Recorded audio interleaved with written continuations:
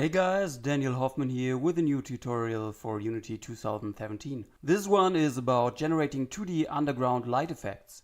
As a big fan of Nuclear Throne, which was made in GameMaker, I wondered if it's possible to generate something similar with Unity's new tilemap and Sprite Mask features. And tada, it is. Okay, you didn't ask for it, but here comes my recipe for throwing some flashlight on your caves and dungeons. All you need are 3 more or less fancy tilemaps for the background, platforms and environmental objects to place on. 2 circular sprites, one for the inner light and a bigger one for the outer blurry light. And of course we have to add some small blocks of code to generate the lights. The simple principle is that we place the circles on separate Sprite Mask game objects above all the other tilemaps. The code generates 2 additional procedural tilemaps. A dark solid one, where everything below is only revealed by the small circle, and a semi-transparent blurry one, where everything below is revealed by the bigger circle. I think this is what you call fog of war. So with 3 simple ingredients you can create a nice atmosphere effect for your games. And of course the lights can be dragged on any game object you like. You can let them flicker and even move with your characters. Sounds good? Let's get started. For this tutorial I created a scene using tiles from an official Unity platformer tutorial. I put the link to it in the comment sections below. But of course you can apply the light effect to your own 2D tilemap and non-tilemap games as well. Of fundamental importance is the order of the sprite renderer for your game objects and tilemap renderers for your tilemaps. For this demo scene I use a sky background sprite on the lowest render layer -2. Above are several moving child cloud game objects on layer -1. And above that come all the tilemaps. The background tilemap on render layer 0, consisting of simply one repetitive wall tile, sometimes with, sometimes without a torch. Above that we have one tilemap for the platforms above ground on layer 1, and one for the platforms below ground on layer 2, and one for the objects like the skulls, rocks and trees on layer 3. And on top of that all I add 2 new empty tilemaps by selecting the menu entry Game Object, 2D Object, Tilemap. The first one I put on layer 4 and name it Dark Map. And the second one will be on layer 5 called Blurred Map.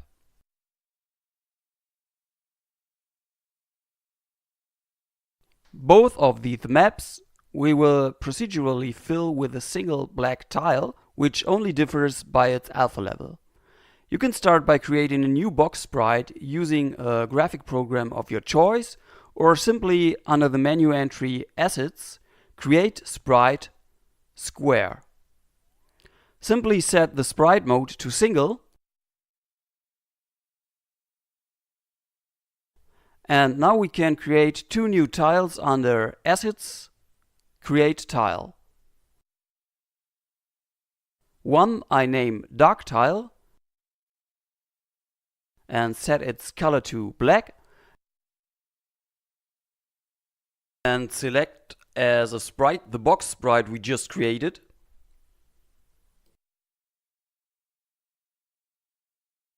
And the other one I call Blurred Tile. Set its color also to black. And as its sprite, again select the box sprite we just created and reduce its alpha level around 30% to reveal everything which is below this tile.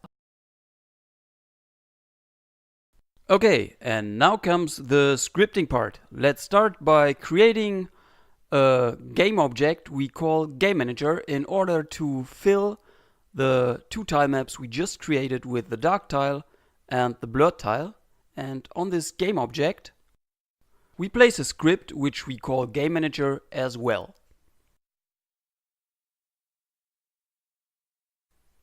So let's open this up in Visual Studio, and on top we place a reference to the Unity engine Tilemaps namespace. So we can define two public fields for our tilemaps, one for the dark map and the other one for the blurred map.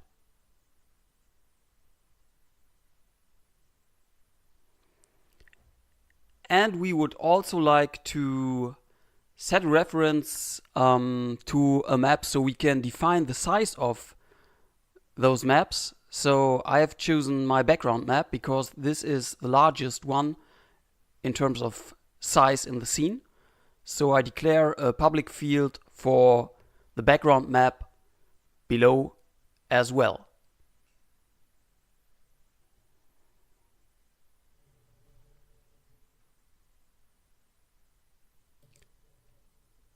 So now we can go on and set the origin of the dark map and the blurred map to the origin of the background map, so they nicely cover each other. So I type dark map origin equals blurred map origin equals background map origin. And below I do the same thing for the size by copying this line and simply change origin to size for each of the variables. After that, we have just to fill both maps with the tiles we just created before. So let's go on top again and define two public fields for these tiles, one for the dark tile and the second field for the blurred tile, of course. So now let's build two for each loop to fill those maps with the tiles. We will loop through the bounds of each of the tile maps, and the variable for this is a vector3int. For each field on the tile map, we change item to p and then type dark map cell bounds all positions within. So this simply loops through all positions on each of the maps. So inside the loop, let's type dark map set tile function and in the brackets p and dark tile. And of course we need this loop also 2 times. So let's copy it for the blurred tile as well and change dark map to blurred map.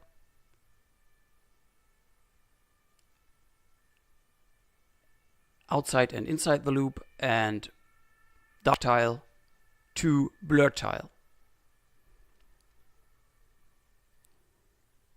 If we now return to Unity, we can drag in all the needed fields from the project window and the hierarchy into the Game Manager script. So from the project window, we take the dark tile, drag it on the field, and the blurred tile, drag it on the respective field, and the dark map from the hierarchy, the blurred map from the hierarchy, and the background map from the hierarchy. And if we now go on and press the play button, we will see that we have created 2 tile maps above all the other maps, one very black dark map, and if we uncheck it in the inspector, we see the semi-transparent blurred map beneath. So these are the maps we need to cut off lights using our sprite masks, which we will do in the next step. So let there be light effects on our tile maps. For this purpose I created a small circle sprite and a bigger donut one like. Now we can use them as sprite masks. Let's create a new game object in the hierarchy and name it as mask player. Inside we can place two child game objects. One I name inner mask or inner underscore mask, and the other one outer underscore mask.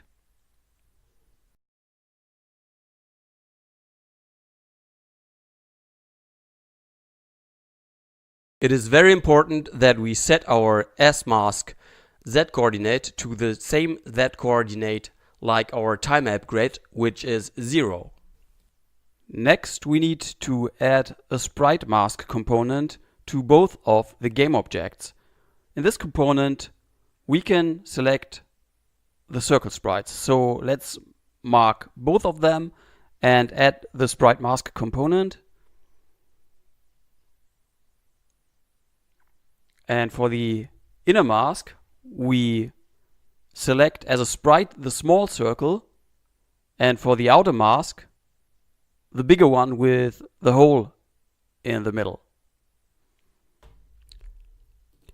I increase the scale of the outer circle by a factor of 2, so it covers a bigger radius, and then move the parent game object above the player.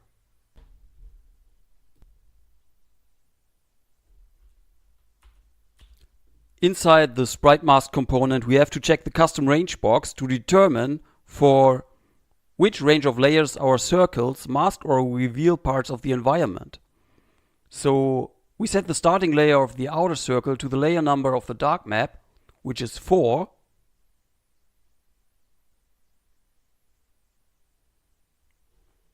And then we set the starting layer of the inner mask to the layer number of the blurred map, which is 5. So the inner mask applies to everything from the dark map and below, and the outer mask to everything from the blurred map and below. The last step to let the lights shine bright is to set the mask interaction of the tilemap renderer for both tilemaps. We select visible outside mask for the dark map and the blurred map as well, and hit play. And you will see that the dark map is only visible outside both of the circles, while the blurred map is only visible outside the inner circle. To finish our light effects, we can let it move with the player and add some flickering. For this, let's add a new script to our Sprite Mask game object. I call it S-mask, and it will be added to the S-mask underscore player parent object, and let's open it in Visual Studio. We can delete the start method because we don't need it. And useful now is a slider for setting our values for resizing the circles, which gives the flickering effect. So for this purpose, a range slider is the suitable option. So we can define it in square brackets by typing range, and in brackets we will set the value, and beneath we declare a public float. I call it flick time. And let's set values between 0.05 and 0.2 inside the brackets, which seems suitable to me. And after that, we will declare a second range slider beneath for the amount of change in size. Same procedure, declare a public float, and I call this one add size, and put values from 0.02 and 0.09 inside the brackets for the amount of size I want to increase or decrease this float. So our flick time will be compared to a timer. And I set this one to 0. And if the timer exceeds flick time, we will change the size. So let's increase the timer in the update method by time.deltaTime. And write an if condition beneath. So if timer is larger than flick time, then we want to first increase the size of our sprite masks. This is done by setting the transform.local scale to a new vector 3.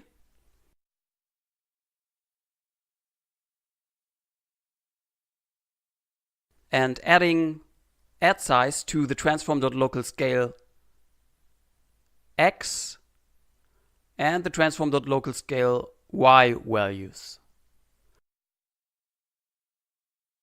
And we leave, of course, the z value as it is because we are living in a 2D world. So beneath that one we need the same line of code, with the only difference that we subtract the add size variable.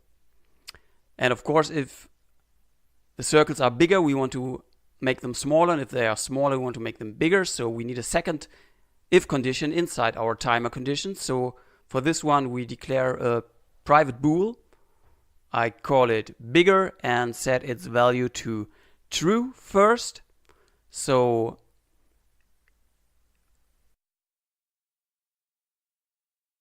at first, if bigger is true, then we want to add our add size value.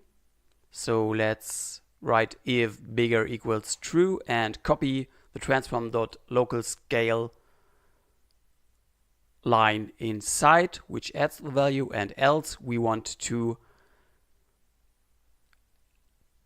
subtract our add size value if bigger is false. And at the end of the if timer statement, we reset our timer to 0 and change our bigger variable to its opposite value. So the next time the opposite is done, either decreasing or increasing the circle size. So this is done by bigger equals exclamation bigger. If we now return to Unity and wait a second until our game object has updated in the inspector, we see our two sliders and we can try out some values, hit play, and you see that we got a nice flickering effect now around our player. And by setting the flick time to a higher value, this flickering gets slower, and by setting the add size, we of course add more area to our lights. So two things are left. First, I would like to move our sprite mask with the player, and to do so we have to change our transform.position. So let's type transform.position equals, and then we use the vector 3 dot move towards method,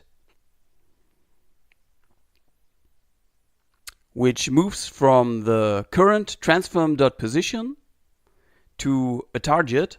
So let's name this one target.position, and with a given delta speed, I think 20 times time.deltaTime will give us a nice movement. So we have to define a public transform field on top that we will drag our player onto in Unity.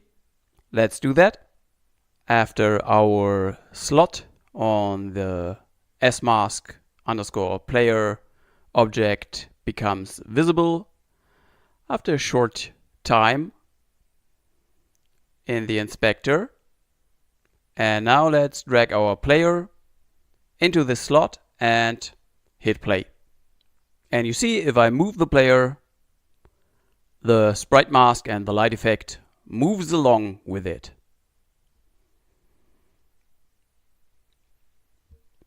And of course you can use this sprite mask and easily duplicate it for different light sources. So let's demonstrate this for a torch object. We delete the transform because we don't want to move this with the player too, but keep it static on our torch and move it in the scene view to a light object of our choice. And I reduce the scale of the outer circle to 1 and change the value slightly to make the flick time a bit longer and the size 2. So in Visual Studio, I insert another if statement. So we just want to move the object if our target is not null, because for the player we want to move it, but for a static light source we will not use a target that moves. So if I hit play again, you see that we easily created a second light source now in the game, and so you can go on and create static and moving light sources for your torches underground or light bulbs, and moving light sources for enemy, player, and anything else which is in motion. I hope this tutorial was quite of value for you and your 2D game ideas. Please let me know about it in the comments. And remember, I get excited about any thumbs up and new subscriber, which motivates me to produce content on a regular basis. Thank you for watching and see you soon.